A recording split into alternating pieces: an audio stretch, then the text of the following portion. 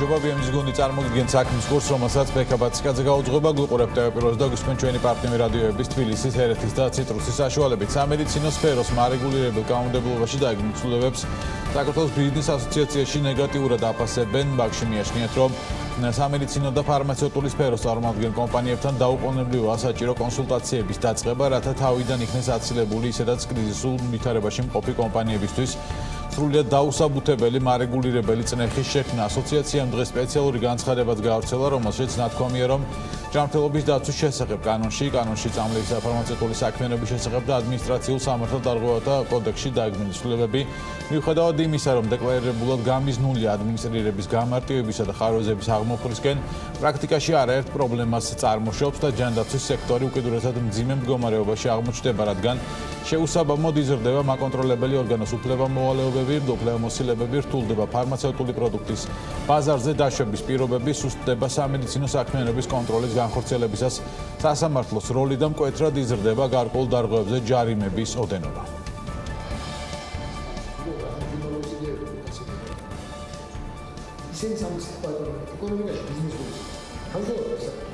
ეს პრობლემები არის, რომელიც არის აუცილებლად გასავლელი და ჩამოსაყალიბებელი იმისთვის, რომ კარგად გავერკვიოთ რა უნდათ საერთოდ.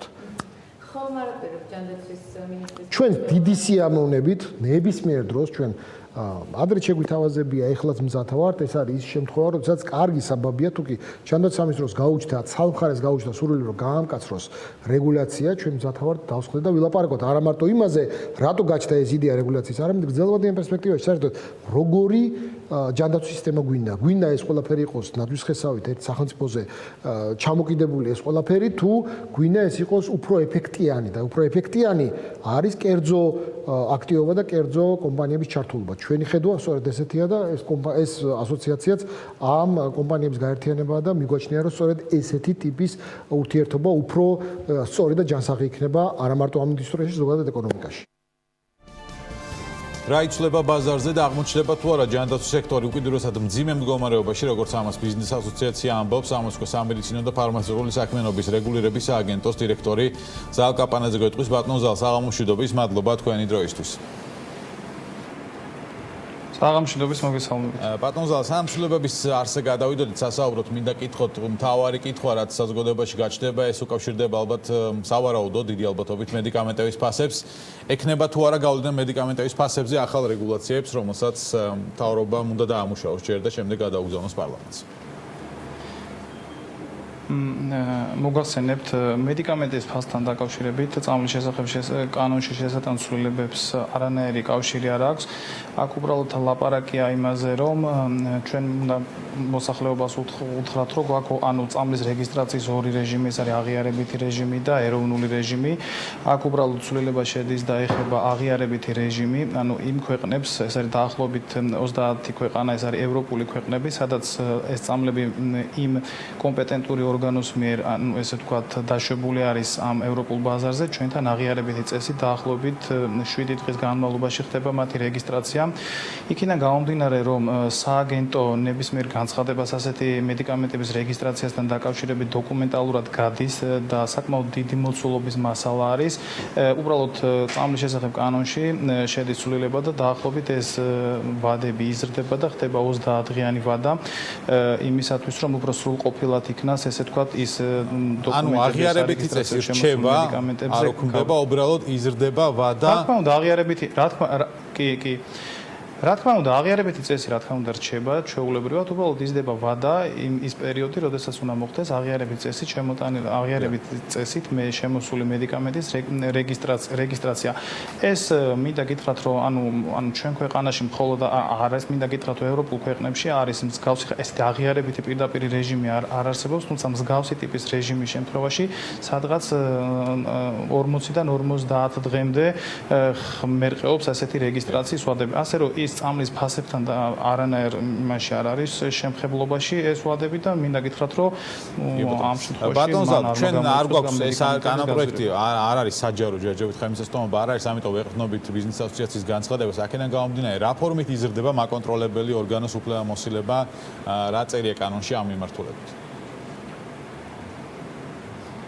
აქ როგორც თქვენ აღნიშნეთ, სხვადასხვა მიმართულებით იქნა გარკვეული საკანონმდებლო ცვლილებების ინიცირება განხორციელებული, უბრალოდ ხანგრძლივი პრაქტიკის შედეგად, რასაც მაკონტროლებელი ახორციელებს როგორც სამედიცინო ისე ფარმაცევტულ სფეროში, იყო გარკვეული ხარვეზები და აქედან გამომდინარე მიღებული იქნა გადაწყვეტილება, რომ გარკვეულ მიმართულებით ეს არის მეწარმეთა შესახებ კანონში, ასევე ადმინისტრაციულ სამართალდარღვევათა კოდექსში, წამლის შესახებ კანონში შეტანილი ყოფილიყო გარკვეული ცვლილებები, რომელიც მინდა გითხრათ ხა, რომ საბოლოო ჯამში, ანუ ეს სფეროები, რომლებზეც ახლა ჩვენ საუბრობთ, ანუ ფარმაცევტული და იგივე სამედიცინო სფერო, ჰოსპიტალური და ამბულატორიული სექტორი, მათი ისინი სერვისს აწვდიან ჩვენ მოსახლეობას და მინდა გითხრათ, რომ მედალს ორი მხარე აქვს, მესმის რომ გარკვეული საკანონმდებლო ცვლილებებით მაკონტროლებელი კანონმდებლობა ცოტა მკაცრდება გარკვეულად, ანუ იმ სექტორის მიმართ, ვინც არის უშუალოდ ამის ობიექტი, თუმცა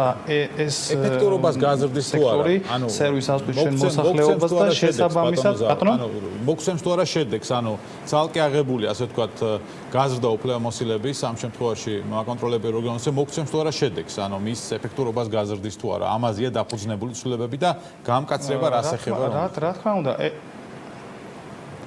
რა თქმა უნდა, მოგცემ შედეგს, იმიტომაც იქნა ეს საკანონმდებლო ცვლილებები ინიცირებული. აი კონკრეტულად მაგალითად რომ ავიღოთ იგივე ჩვენ ვახორციელებთ მოქალაქეთა მომართვის საფუძველზე მოქალაქეთა მიმართ განხორციელებულ სამედიცინო მომსახურების ხარისხის კონტროლს, ანუ ის მოქალაქე, რომლებიც ანუ ჩვენ მოგმართავენ გარკვეული ხარისთან დაკავშირებით, რომელიც თქვათ მათ არასათანადოდ გაუწიეს ამა თუ იმ სამედიცინო დაწესებულებაში, ჩვენ დღეს არსებული კანონმდებლობით, ანუ ვალდებული ვიყავით მიგვიმართა სასამართლოსთვის, სასამართლო მხარეს, ანუ იმ სტაციონარულ სექტორს, სადაც თქვათ ეს მომსახურება იქნა ამ თუ იმ მოქალაქის მიმართ განხორციელებული, თქვათ, არ იყო დამაკმაყოფილებელი, ის რთავდა ამას, ესე თქვათ, ერთგვარ მხარეთ მას უგზავნიდა შეტყობინებას. შესაბამისად, მინდა გითხრათ, რომ ჩვენ ანუ საგამოძიებო ორგანო არ ვარ და გამოძიებას არ ვატარებთ ამ მიმართულებით, ჩვენ უბრალოდ ვწავლობთ იმ დოკუმენტაციას, იმ მოქალაქის მიმართ განხორციელებული ამ სამედიცინო მომსახურებასთან დაკავშირებით და კლინიკურ ნაწილს და ამ პერიოდის განმავლობაში ხდებოდა, ესე თქვათ, იმის ალბათობა და ყოფილა ამის შემთხვევები, როდესაც თქვათ, რაღაცა გარკვეული დოკუმენტაციის შეცვლილება ხდებოდა, რაღაცების გადაკეთება ხდებოდა და შესაბამისად ის შედეგი, რაც დაკავშირებული იყო ის სიმართლე, ესე თქვათ, რომელიც ზოგადად ამ კონკრეტული მოქალაქეები, რომლებიც მოგმართავდნენ ამ ხარისთან დაკავშირებით, სასამართლო პრაქტიკა არ იყო, თქვათ, ეფექტური. მომავალში როგორი იქნება ეს პრაქტიკა? თავად სააგენტო შეისწავლის მომავალში ჩვეულებრივად არა, სააგენტო ეხლა შეისწავლის ამ შემთხვევაში, უბრალოდ დაუყოვნებლივ, როდესაც დღეღამის ნებისმიერ დროს მოქალაქეს, როდესაც მოგმართავს, ჩვენ შეგვიძლია უბრალოდ ბრძანების საფუძველზე შევიდეთ, ეს დოკუმენტაცია, თქვათ, შევისწავლოთ, ნახოთ რეალურად, ანუ რა ტიპის დოკუმენტაცია იყო, ნაწარმოები და იმ კლინიკურ ნაწილში უკვე რომელშიც შევალთ, უფრო ზუსტად, უფრო დაზუსტებულად გავაკეთოთ გარკვეული დასკვნები და თუ იქნება გარკვეული გადაცემა სამედიცინო აქამდე არ ქონდა ამის უფლება მაკონტროლებას, რომ შესულიყო და დოკუმენტაცია ამოიღო. აქამდე ქონდა ამის უფლება, თუმცა ეს გაწელილი იყო კიდევ ერთხელ გეუბნები დროში. სასამართლოს ხდებოდა სასამართლოზე შუამდგომლობით მიმართვა, კი ბატონო, შუამდგომლობით მიმართვა. სასამართლო მხარედ რთავდა, ესე თქვათ, მეორე მხარეს, ანუ ესე თქვათ, ჰოსპიტალურ სექტორს, სადაც ეს სერვისის მიწოდება ხდებოდა. შესაბამისად ისინი ფაქტურად იცოდნენ, ანუ რაზე იყო, რა საკითხთან დაკავშირებით ხდებოდა ამისის და კიდევ ერთხელ გეტყვით, რომ ჩვენ ანუ დოკუმენტალურ ნაწილს, ანუ კლინიკურ ნაწილს ვწავლობთ და ანუ გამოძიებას არ ვატარებ და ამ დოკუმენტების, ესე თქვათ, გადაკეთების, შეცვლის ხშირი შემთხვევა ყოფილა, რომელიც თუ ყოფილა ესეთი შემთხვევა ჩვენ გადაგვიგზავნა პროკურორში, თუმცა ის ძირითადად არსი დაკარგულა, რომლითაც აი მხარისთან დაკავშირებით შეგვეძლო მოქალაქის მიმართ, ანუ ეს განხორციელებული. კიდე ერთი ნაწილი, ვისთან იყო კონსულტაციები, იმიტომ რომ ბიზნეს ასოციაციაში მათ შორის ჩვენც ვესაუბრეთ ფარმაცევტულ კომპანიებს, ჯანდაცვის სექტორის წარმომადგენლებს და მათ გითხრეს, რომ არანაირი კონსულტაცია არ ყოფილა და ვისთან გაიარეთ, თუ იყო ეს კონსულტაციები ბიზნესთან, ამ სფეროში ჩართულ სპეციალისტებთან. იცით რა არის, ანუ სამინისტროში სისტემატურად ფაქტურად ყოველდღე სამედიცინო სხვადასხვა სფეროს წარმომადგენლებთან, იგივე ჰოსპიტალურ სექტორთან ხშირად არის შეხვედრა, კონსულტაციები ყოველთვის მიმდინარეობს სხვადასხვა საკითხებზე. მათ გარკვეულ კიდე ერთხელ გეუბნებით, აქ არ ნიშნავს, რომ სრული სექტორის რაღაცა ერთ აზრზეა და რა თქმა უნდა ვერც იქნება ესე რომ თლიანად სრული ესე თქვა სამედიცინო იგივე ფარმაცევტული ნაწილი ერთ აზრზე იყოს, თუმცა კიდე ერთხელ გეუბნებით, იყო ჯგუფები, რომლებიც თან ქონდა შეხვედრა, ისინი თვითონაც ესე თქვა ამჟღავნებდნენ, რომ არის რაღაც გარკვეული გამკაცრებისკენ წასვლის აუცილებლობა, იმიტომ რომ აი ეს ხარვეზები ასე თქვა, როგორც მე ვთქვი, იკვეთებოდა და ესე თქვა მოთხოვნა იყო, როგორც ესე თქვა იმ მოქალაქეები, ვინც უშუალოდ სერვისს იღებენ და ნაწილი ესე თქვა იმ სამედიცინო სფეროსი, რომელიც უშუალოდ ამ სერვისის ნაწილი კი ბატონო გასაგებია ამ შემთხვევაში პასუხი რაც შეეხება იმ ნაწილს, რომელიც ეხება დაშვების მედიკამენტების დაშვებას ბაზარზე, რას მოგცემს დროის გაზრდა, 7-დან თქვა პირობითად 1 თვემდე იდეაში უფრო ხარისხიანი მედიკამენტი უნდა მივიღოთ ბაზარზე. გეტყვით რას მოგცემს, დღეს არსებული რეგისტრაცია არ მოიცავს ლაბორატორიულ კონტროლს, ის რეფერენს სტანდარტი, რომელიც შემოდის დასარეგისტრებელ წამალთან ერთად, მისი ლაბორატორიული შედარება არ ხდება რამდენად შეესაბამება იმას და ხდება მხოლოდ დოკუმენტალური შესწავლა. დოკუმენტალური შესწავლის შედეგად იკვეთება ბევრი ნიუანსები, გაჩნდება ხოლმე გარკვეული კითხვები. ხშირად არის ისეთი სიტუაცია, როდესაც თქვათ აღიარებითი რეჟიმის შემთხვევაში იმ კომპეტენტური ორგანოს მიერ, სადაც ის არის რეგისტრირებული, ხანდახან არის რომ უნდა მივმართოთ, გარკვეული დოკუმენტაცია მოვითხოვოთ, არის აქ ლაპარაკი დოკუმენტებზე, რომელიც არის დედანი დოკუმენტები, ესე თქვა და ისინი პოსტით უნდა გადმოიგზავნოს და შესაბამისად გაყალბების შემთხვევები უფრო არა გაყალბების შემთხვევები, ესეთი რაღაცები, როდესაც იკვეთება, ხო, ამას არის ხოლმე და ესენი ჩვეულებრივად იგზავნება შესაბამის ორგანოებში, თუმცა ამის დაშვება რო არ შეიძლება ჩვენ კიდევ ერთხელ გავუმე დოკუმენტაციის საფუძველზე ხდება ყველა ტიპის მედიკამენტის რეგისტრაცია ჩვენ ქვეყანაში.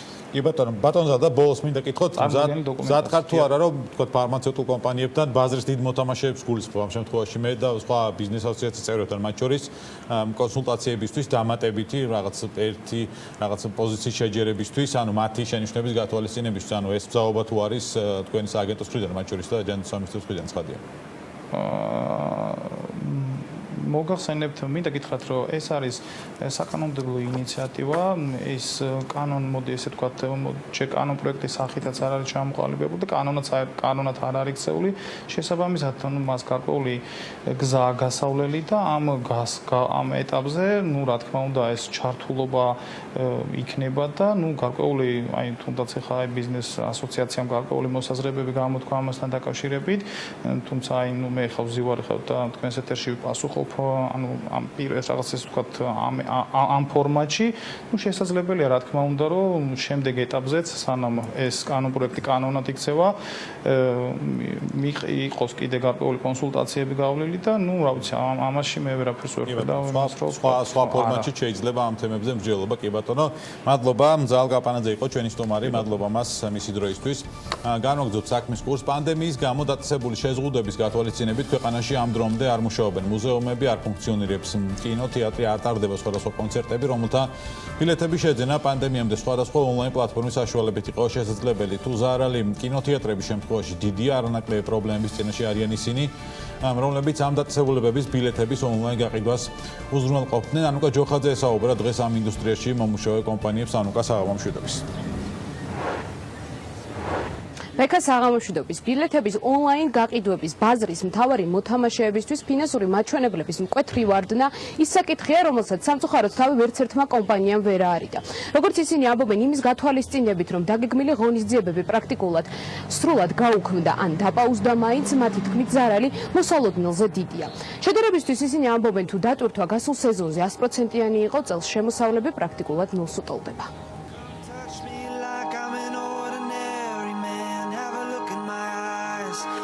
100% თუ ვიყავი დატვირთული შარშან, ეხლა ვარ 0. არაფერი არ იყიდება საერთოდ გაჩერებულია სისტემა. ანუ წლიური ბრუნვა არის რამდენიმე მილიონი და ეხლა გუშინ იყო ლარი და 50. ჩვენი ფულით დაუბრუნეთ მომხმარებელს ბილეთში გადახდილი თანხის საფასური. ძალიან ჩვენი ფული არ გვეყო, მოგვიწია სესხის აღება, ეხლაც მეორე ტრანშზე მიდის მუშაობა, რომ სესხი დავიმატოთ იმისთვის, რომ მომხმარებელზე არ აისახოს უარყოფითად აი ამ ყველაფერმა. ჩვენი დღის წესრიგი არის გადარჩენის რეჟიმზე გადასვლა, იქიდან გამომდინარე, რომ ვერ ვიხდით ვერც ხელფასებს, ვერაფერს და ასე ვთქვათ, დაკონსერვებასაც ვერ ვახდეთ კომპანიის, იმიტომ რომ სხვა ხარჯებთან არის დაკავშირებული. მომავალი კი ძალიან ბუდოვანია და აქედან გამომდინარე, წინასწარი პროგნოზების გაკეთება ძალიან გვიჭირს. რა ტიპის მხარდაჭერა სჭირდებათ ამ მიმართულებით მომუშავე კომპანიებს იმ დროს, როცა მათი საქმიანობა პირდაპირ არის მიბმული მასობრივ ღონისძიებებზე, რომელთა ჩატარების საკითხი დღემდე ჩვენთვის უცნობია. შესაბამისად, კომპანიები მთავრობას რამდენიმე მოთხოვნით მიმართავენ. კონკრეტული კომპანიების შემთხვევაში უკმაყოფილებაც იგრძნობა იმასთან დაკავშირებით, რომ მთავრობამ ანტიკრიზისული გეგმის პრეზენტაციისას არ გაითვალისწინა ის კონკრეტული მოთხოვნები და საჭიროებები, რაც მათ დღეს რეალურად აქვთ. ჩვენი საიტის საშუალებით თქვენ შეძლებთ მარტივ არაფერი სხვა ისე არ გჭირდება დღეს როგორაც ნაღდი ფული, რომ უბრალოდ ყველა მოთხოვნა დავაკმაყოფილოთ მომხმარებლის და პლუს არ გავაგრძელოთ, არ შევაჩეროთ განვითარება, თანამშრომლებისთვის ხელფასების ხდა და ასე შემდეგ. ამიტომ დაგჭირდა ჩვენ ცესხის აღება, არ ვიცი რამდენად სწორი იქნება თანხის თქმა, მაგრამ საკმაოდ სოლიდური და ბევრნულიანი ციფრია. მინიმალური რაც გვინდა ახლა ჩვენ ამ ეტაპზე, რომ შევინარჩუნოთ არსებული სტაფი და არსებული სისტემა. ეს არ არის დიდი თანხა, უბრალოდ რაღაცა რომ გამოიყოს რაღაცა დონორის მიერ ესეთი ტიპის დაფინანსება, მე მგონი კარგი იქნება, რომ წლის ბოლომდე გაძლოს თვითონ ინდუსტრიამ. ფინანსურ სტრუქტურებთან შუამავლობა, საგადასახადო რეფორმები და ფულზე წდომა, ასე ვთქვათ, რომ მოვახდინოთ მინიმუმ ჩვენი სტაფის შენარჩუნება და კომპანიამ 2021 წლამდე მიაღწიოს ისე, რომ უკან ბევრი ნაბიჯი არ გადადგას. ამ მიმართულებით მომუშავე კომპანიებს ამ ეტაპზე წინასწარ პროგნოზების გაკეთება უჭირთ, თუმცა შედარებისთვის ამბობენ, რომ მსგავს კრიზისულ მდგომარეობაში 2008 წელსაც იყვნენ, მაშინ კი კრიზისიდან გამოსასვლელად 3 წელი დასჭირდათ. მოკლედ ამ კუთხით უფრო მეტი საინტერესო შეფასების მოსმენას თუ რა ზარალი მიიღეს კომპანიებმა პანდემიის დროს და რა ტიპის მხარდაჭერა სჭირდებათ მათ მთავრობის მხრიდან, რომ ამ ზარალის მცირედით მაინც ანაზღაურება შეძლონ, ამას უკვე საქმის კურსის გვიან ღამის გამოშვებაში მოისმენთ. მადლობა ანუკა ჯოხაძეს და გამოშვების ბოლოს ამას იმაზე დიდი დრო დასჭირდება, ვიდრე ჩვენ ველოდით. ამის შესახებ ისრაელის ელჩმა რანგიდორმა BMG-სთან ინტერვიუში საქართველოსა და ისრაელს შორის ტურისტული მიმოსვლის აღდგენის საკითხზე საუბრისას განაცხადა. მისივე თქმით, მოლაპარაკებები გრძელდება და მცირე ხნით გადაიდება ორმხრივი ტურისტული მიმოსვლა ორ ქვეყანას შორის. რანგიდორმა BMG-სთან ინტერვიუში ასევე განაცხადა, რომ საზღვრების გახსნა დიდი ხნით არ გადაიდება.